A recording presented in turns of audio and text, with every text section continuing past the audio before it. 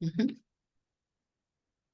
Welcome to the seventh episode of my podcast, STEMinist Voices. This is your host, Trisha Singh. STEMinist Voices is a podcast that empowers women in STEM. Join me to celebrate and amplify the voices of brilliant women making waves in science, technology, engineering, and mathematics. Let's break the barriers, shatter the stereotypes, and dive into their journeys, challenges, and triumphs, and inspire the next generation of women in STEM together.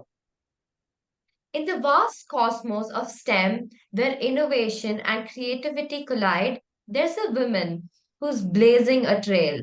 Meet Miss Maithili, a seasoned IT professional whose journey has taken her from the heights of aerospace to the depths of healthcare. Beyond her professional exploits, Miss Maithili's creative synapses fire with the energy of a supernova, igniting passions for paper creativity and DIY education.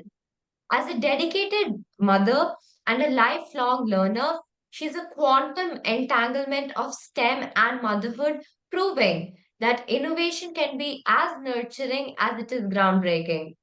Join us on this fascinating odyssey as we explore Maithili Ma'am's universe of technology and creativity. Thank you, Trisha. Thank you for having me here. It's really nice to see that you're, having your voice and the voice of many people heard on this forum. I'm looking forward to this conversation. Me too, ma'am. My pleasure. So, without any further ado, let's dive into the questions. What drew you to the field of IT, and how did you transition between different domains like healthcare, banking, and aerospace? Okay, that's a nice way to get started. I'm a 90s kid. I grew up at the same time when personal computers started being a household electronic appliance, right? Not as common as the fridge, but getting there. And internet was on the horizon. We had just about started figuring out how to use the internet for mail and so on and so forth. Many of my peers, family, cousins in the same age, we're all looking at science and technology as a stream. And when you're in that space, you're like, okay, we have to score really good because science is hard to crack into. And after that, you know what it feels like, right? Even now, the world is just the same. I think like it was 20 years ago. But we did that. We got into engineering, and once you go through your engineering, getting an IT job is like a dream at that point of time. So thinking back, I think I didn't think as much at that point of time. It just seemed like I was part of a wave that was the IT wave of the 90s and 2000s. So it's been a long journey since then, but I think it wasn't like a planned thing, so to speak. It wasn't like any of those things. It just happened that way, and I'm glad it did, right? It's a fun space to be in. In terms of, the second part of your question, which is domains, like I've had the privilege of being in a services company when I started. So what that did for me is I joined as a Java developer. So we can build applications in any domain using computer languages, right? They're not tied into the domain. So that was one benefit that I had. So I started with healthcare, did a little bit in banking, and now, of course, I'm in aerospace. The beauty of being able to work across multiple projects and being able to get that exposure to those domains is fun, and it is scary at the same time, because when you're new, a domain seems like it's vast, it's endless, and you feel like an absolute treasure every time you're part of a new Yeah. domain or situation. Um, so I'll just take my own examples, right? Like I started in healthcare. The first piece of code that I wrote was for a website for a pharmaceuticals application. So there was just a website that you can access over the internet. Then after Mm. that, I moved to working on standardizing how electronic medical records are stored and accessed by doctors, and so it's a major scaling, right? You're providing a product that will be used across multiple hospitals, multiple doctors, and so on and so forth.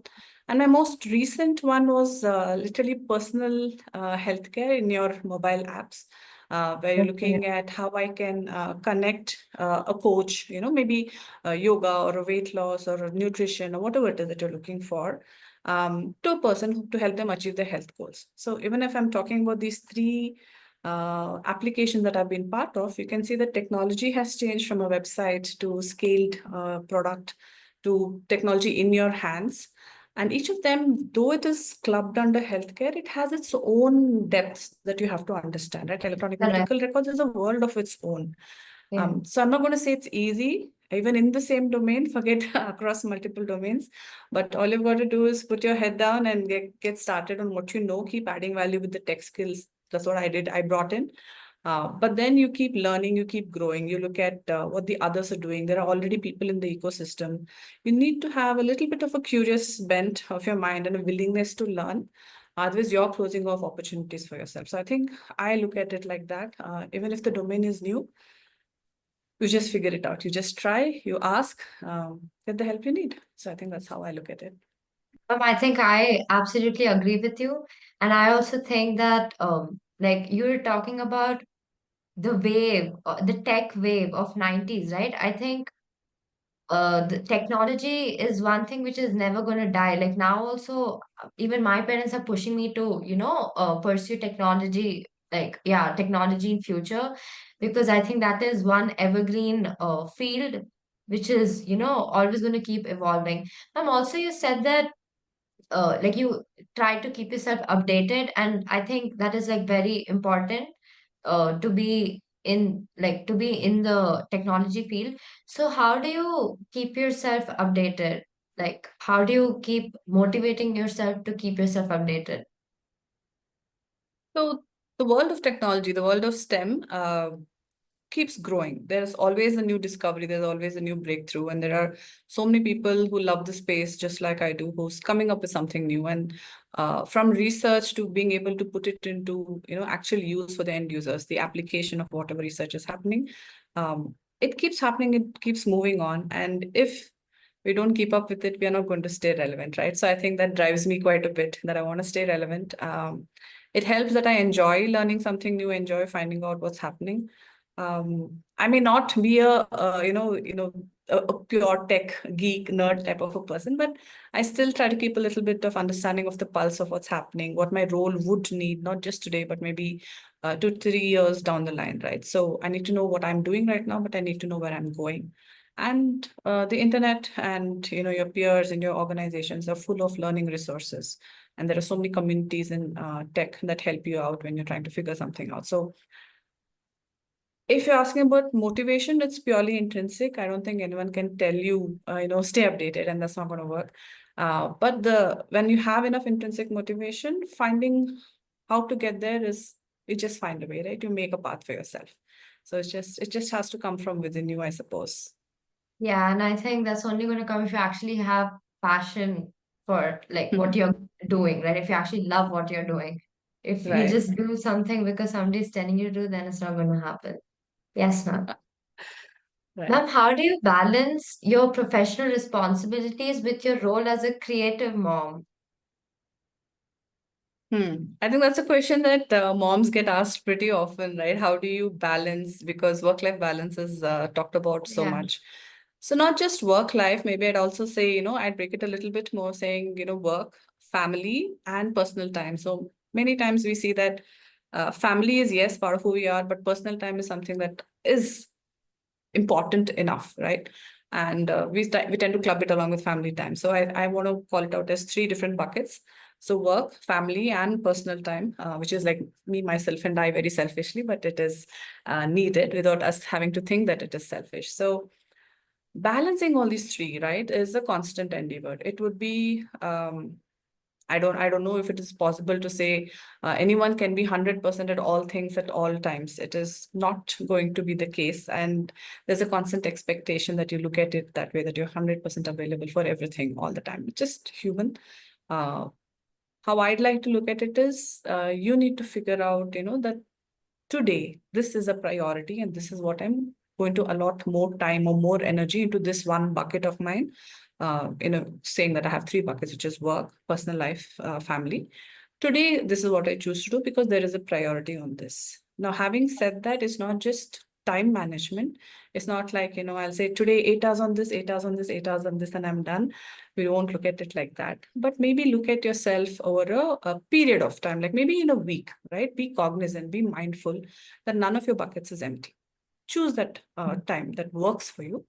not empty, even, make sure there is something in that bucket, right? Maybe I have a lot of work, I have a release going on, and I feel that I cannot give time for the other two. But okay, not today, but in this week, can you make time for it? So I think I look at it a little bit like that. I would like to say I'm organized and I know that I'll be earmarking these slots for work and some meetings from home, but I know that there is going to be some playtime, so I'm going to keep it aside. Sometimes it boils down to that if you've been doing too much only on one side, so you say, no, I have to put it on my calendar, but it doesn't work all the time. So yeah, it's not easy. It depends on you, what it is that you're feeling like prioritizing. And I would absolutely say no guilt. Whatever it is, you're doing the best that you can at that point of time. So figure out what your priority for today is, get it done. If you see that you're not shifting enough, then make sure all your buckets are filled, if not full, right? So I think maybe, yeah, that's how I look at it. Ma'am, I think time management is key, right? If like that's what you talked about. So when you were in your high school, like during your high school days, were you good at time management then? Or like did you struggle like most of Um, the students? I mean, even I I think I struggle was with time. pretty good. Oh my I think I was gosh. pretty good. Yeah, I yeah. think I I think really need tips on time management then, literally. and then there's enough intrinsic fear, motivation, everything kicking in. So, like, let's say something like if I had a test or an exam and I'm sure I've not finished the portions and it's like 11 o'clock and I have to sleep. So my alarm would be at 3 a.m. So I'm like, if I'm not done, then, something gets sacrificed at some point of time, right? But you know that if I'm putting in 3 or 4 hours of sleep today, I'll have to make up for it tomorrow. So, like I said, prioritize. I think it's been part of me a little bit. Okay, that way I'm like really bad with time management. Literally, I have to work No, on no. it. Yeah. Nah, I think you just figure it out. Yes, hopefully. Ma'am, how has motherhood influenced your perspective on technology and innovation? Uh, Interesting, right? So I've been part of different organizations, and I think one of the in many places, but I'll just take this one example. One of the places they were manufacturing stuff, and they had a lot of effort being spent on imaging. So basically, in healthcare, when you do scanning, right? So there's a lot of effort being spent on that, and I was not part of not part of that division, and since I was part of software, and I'd be fascinated by how are they doing this medical imaging, what did they come up with, what is the basic discovery that led to this, how did they implement it, and how can I see if I can learn more from the people who are working on it. It's amazing, right? Sometimes science feels like magic, but there's so much hard work behind it. So when I look at it as a pure trying to understand tech, my perspective is that, like, what are they thinking, what's happening behind under the hood, right? But as a would-be mom, when I'm in a hospital room and the doctor's using the scanner on me, I'm like, oh my God, just get everything right. If I'm just working in Yeah, an office, I'm just like, oh my God, I don't want my code to have exceptions, right? Just stop, just please work, or please be good performance. Don't add more delay. The doctor's complaining or the user is cannot wait for so long. And that may be the end of my world. But when you happen to be the beneficiary of that tech and you're on the yes, receiving end, that's not what's going on in your mind. It literally feels like your life is on the line, right? So you absolutely want it to work perfectly. So I think there's a shift in the way you perceive the world when the technology is something that you use for yourself, especially when life is concerned as a mom, and otherwise also. But that's a very serious big one. I'll just go with a simpler one. I think as an additional example, all of us are used to the internet. All of us have streaming services now. It seems, just so obvious that I'm home, I'm sitting, I'm bored. Let's just turn on the TV or just put Netflix or whatever, right? Any streaming site. Um, from the product side, I know there's a lot of effort put in making sure content is engaging, user experience is enhanced to a certain level that you stay engaged, don't really leave, right?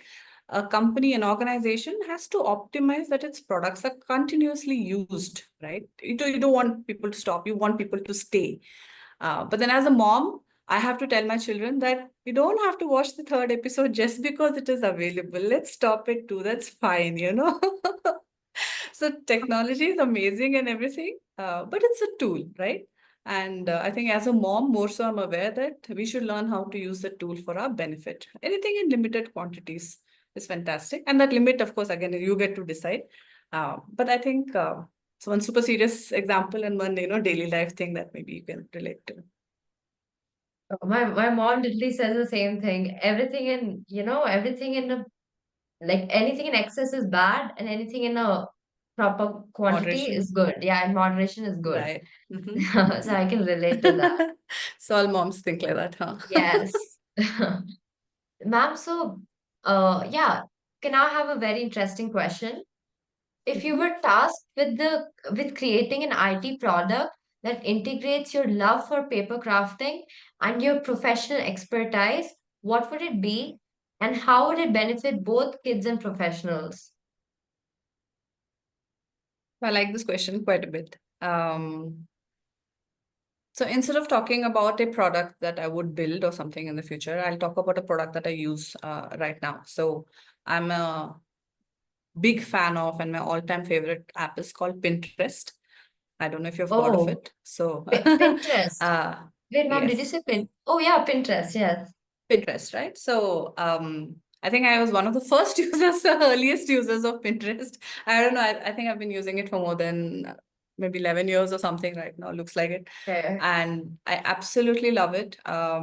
I think you know a little bit about me, so you know that I do a little bit of paper crafting. So I stumbled upon paper crafting on the internet, but it's thanks to Pinterest and the creator community on Pinterest who shared, so much of what they do, and they put it out there, and they literally teach you how to do it, right? I think I literally built a whole other skill for myself just by being on Pinterest. And so much so that I've made stuff for so many people, and then I've sold a little bit of stuff, that came purely because of Pinterest. I mean, I have nobody else to thank for that. Um, it's just great, right? They took a simple idea. Now, if I talk about it as a product person, not just a end user, they took something as simple as you want to be able to save what you're finding, right? The internet is a vast place. There's endless things to be found on it, and you just lose track, right? You think, I love this idea. How am I going to keep in mind? No, it seems simple enough, but it's still complicated. They found a way to help you arrange all your interests, keep your boards together. They found a way to make your user experience easy. I mean, you don't have to think nothing, just seems very flawless. Of course, I'm sure there are like dozens of experts behind it, making it seem like that. But my absolute major reason for, being so attached to Pinterest is their recommendation engine. I could be searching for something Oh, vaguely in that space and they will know exactly what I'm looking for, right? And that is the yes. magic. That is the magic of Pinterest. For me, that recommendation engine that they have, the search that I can do, I just love it. So I think I've spent like maybe thousands of hours, getting ideas, getting thoughts. And a lot of the activities that I do with my kids are based off of what other creators are sharing with it in that ecosystem. So yeah, I mean, I wish I could have said, I invented Pinterest. That's not going to happen. But I'm just so glad that somebody did, and somebody put so much effort on it over the years, and they're still making it better every day, right? So yeah, and to part of your question that says how does it help children and crafting and professionals? As a professional, it made my life absolutely easy. I'm just always on the side of how can I get something done as fast as possible. So instead of doing a whole web search and then digging through videos or whatever, I just have what I need. So kids, of course, they're getting what they want, and professionals are getting an efficient usage of their time. So I think that way, Pinterest for me hits that mark that I'm looking for. I think talking about Pinterest, like, I mean, I think our generation only uses Pinterest for like aesthetic, only for the Oh. aesthetic side of it. Like, even I only Uh-huh. use it for that. I never knew people use it for paper crafting. And now I'll actually go and look at Pinterest for paper crafting ideas. Wait, ma'am, when you talk about paper crafting, are you talking about like origami and stuff? Like, what Um, exactly is paper crafting? so paper, of course, as a medium, there are many uses for it. Origami is the most well Yeah. known, but I personally happen to like quilling. So that's a form. Oh, Okay. And okay. okay. Wait, I used to like in my childhood, I remember I used to do quilling and we used to make those earrings and Yeah. this decoration for vases and stuff. Oh, I really Right, used to enjoy right. quilling then. Yeah. So Now it's I don't. it's it's Yeah. great for the mind, and you get the stuff that you make is pretty. I mean, it's pretty nice. Maybe I'll share some pictures with you later. But um, So they still are there on the walls of people have given to what the stuff that I've made for them and all that, right? So it's fun. It's like a creative expression of a little bit, and it's paper, so it's fairly affordable. And if you really Yeah, can't go wrong too much, so it just works out like that. But to add to another sentence that you said, right? So Pinterest, one of the other reasons that I love it is, of course, they've scaled like crazy.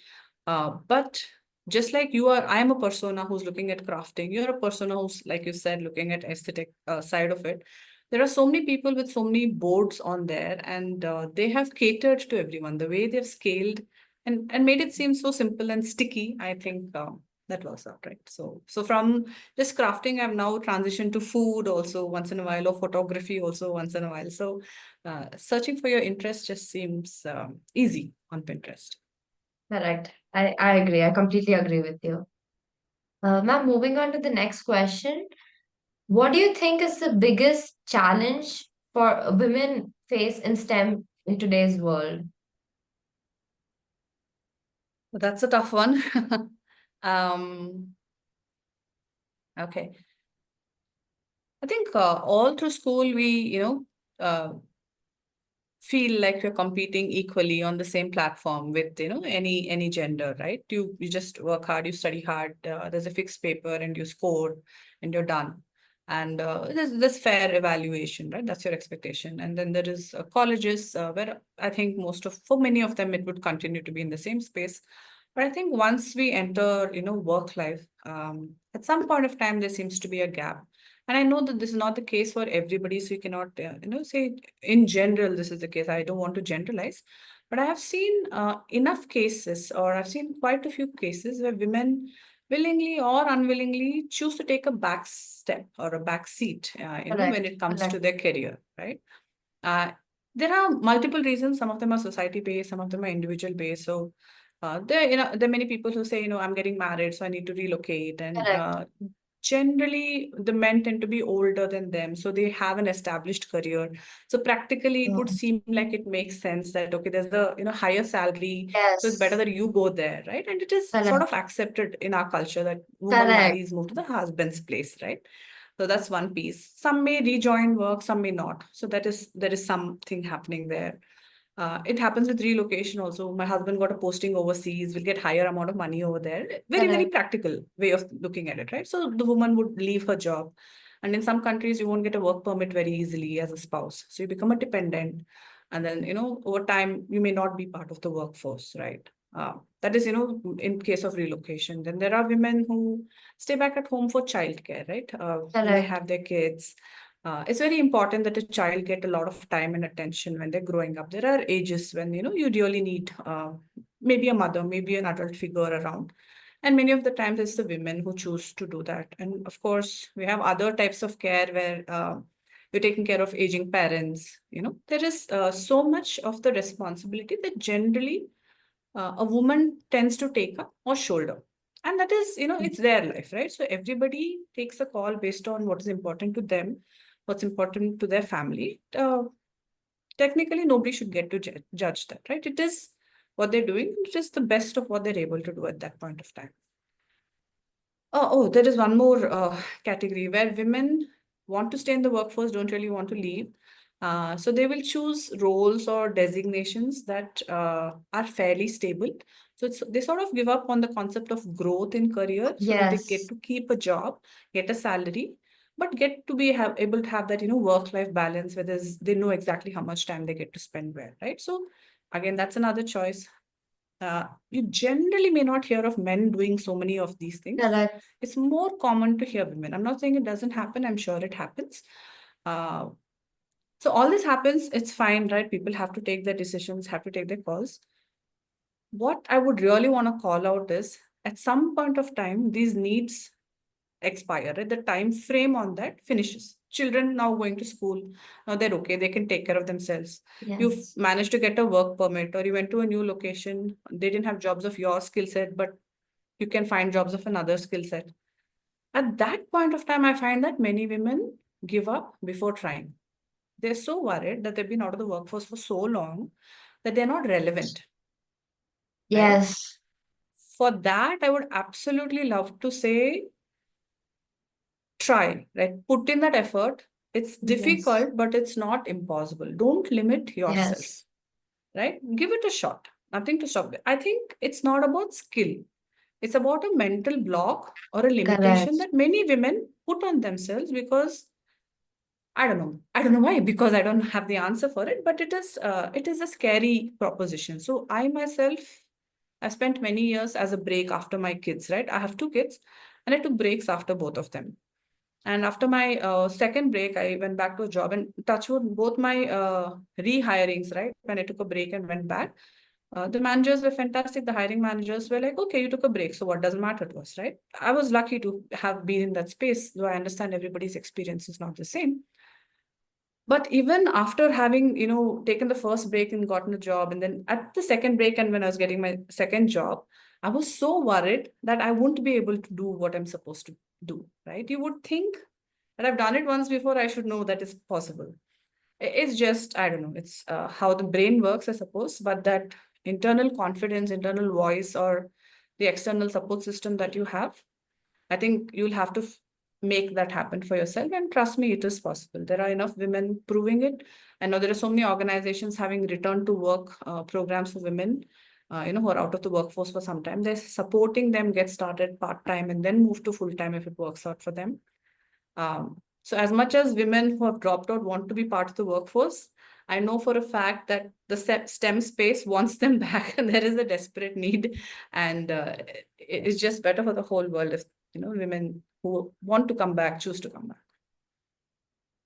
Okay, ma'am, I think I 100% agree with all the points you highlighted because I think there was one episode where one of the guests asked me why, like, why do girls of my age not choose STEM? Like, why are there more boys choosing STEM than girls choosing STEM? Or why is this gender disparity there? And I did not really have an answer, but the only things which, came into my mind were these points. And also, personally, I've also seen many of my family members, like even my mother, and some of my family members experience all of this. Like, yeah, they took a break, and after the break, they did not join, or maybe they got a degree in a specific field, and after they took a break, they did not join that field. They instead went for a more stable field where Hmm. there's not much growth, or Hmm. something like that. So I think I can like 100% agree with all the points you said, and it's actually sad that we are built in we are a part of a society where like if a woman is doing it, it's fine, it's acceptable, but when a man does it, I don't think it's acceptable. Like the man is supposed to be the person, earning the money, like the breadwinner or whatever. The it's this is not expected from a woman. So I think that's kind of sad that we are a part of such a society, and I hope that changes. I But think yes, it is changing. I think it you will is. also hear of enough people who are doing it. They may seem like they're fewer, but Mm. like they say, right, every drop counts, and someday it'll become a bigger Yeah. force than it is today. So it'll be the Yes. new normal someday. Yes. So moving on to the next question. What advice would you give to your younger self when you were just starting off with your career?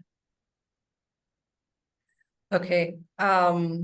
Yeah, I think I love the concept of time travel, right? I mean, if I could go back in time, I think to some extent, what I would suggest to others in this generation would stay the same as what I might suggest to myself. I don't know if it's a commentary on how society has changed or hasn't changed, or maybe some things that are constant, but it is what it is, right? So let me give that a shot. Um, Right. Science, STEM seems like a very complex space. Seems like there's so much happening. It's so vast. It seems unbounded, and it seems like it's changing much too fast. By the time you figure something out, there are 10 other things, and there are so many experts. I think one of the things, one of the ways I've heard of it, and I look at it sometimes, is there seems to be so much to do, and you don't know if you can make it happen or how it's going to come across, right? Since it's such a complex topic, how do you measure up to what the world expects to be happening in the space of science? I think that is one thing that I'd like to tell anybody who's just getting started. It doesn't matter how complex it is, it doesn't matter how difficult it's going to get. You start with your first step, you start small, start wherever you like, start with what you like, start with what you're good at, and learn, right? Put your heart and soul into actually learning, get good at it. Uh, Trends are there for a reason, but nothing will be the good foundation in what you want to be. Even if you move on to a different space, even if you like something else, nothing is ever going to beat a good foundation that you have. And that will give you a way of looking at science and a way of looking at the future where you have confidence in being good at what you've done because you've put the effort to succeed. A skill like that, even if the technology has changed, even if the space that you're working has changed, is transferable because you know to some extent what is needed for you to make your mark, right? I think that's one of the first things that I'd like to tell. Don't get overwhelmed because there's so much happening. Know that you are in charge of what you can control and you can decide how good you get at it, right? Trends will come, figure it out, keep your eyes open, see what's happening in the world, learn what you need to learn, definitely stay relevant, definitely be part of communities. There are so many tech communities that help each other out. Ask for help, lean on them for help. And when you get to a point where you can help somebody else, be part of that community that gives back. So you're giving back to the next generation that needs to grow, right? So don't be scared of asking. Don't be scared of learning. Keep it constant that you need to be curious, keep learning, keep figuring out. Um, that's important. And then since this is specifically for women, I'd also like to add support each other. There's nothing more important to some people in a meeting than knowing that they have the support of a coworker or a Yes. peer who's there just to say, hey, I've got your back, right? Do it. Just keep doing it. Sometimes it's hard for some people to find their voices. You can nudge them into finding it for them, right? You don't have to take over. You just have to nudge, saying, find your voice. I'm here. I'm supporting you, right? Give people the confidence to be themselves because people who have gotten so far are obviously hard workers, very smart. They just need the right platform. And if you have the benefit of being that, make sure you help others, get to where you are going. Having said that, some more practical things that I would like to say is when you start in an organization, like I said, go deep, have a foundation, be good, keep your eyes peeled for what else is happening, stay aware. Also find mentors. There are people who want to give back to people in the organization. Find the right mentor for yourself, and they'll help you navigate things that they may have gone through. So you don't have to go through the upheavals of that, right? You just get some support and you keep moving forward. Even better is find yourself a sponsor, right? A sponsor will be somebody who's aware of your work, somebody who will be able to give you projects that you can work on, and maybe even help you chart a trajectory for your career in the organization, right? So find your tribe, find people who will support you, find people who will guide you, right? And then you do it for others. I think that's what it would be if I had to tell myself that or tell somebody new who's joining that you need to have it in you and you need to find it from others and then you need to give it to others. So yeah, hopefully if I was able to tell myself all that when I was 21, maybe life would have been, I don't know how it would have been different. Maybe it would have been different. Ma'am, I think I really like the sisterhood and the support part of your answer because I think that's, very important, very crucial. And also, yeah, I feel like technology is a very complicated space.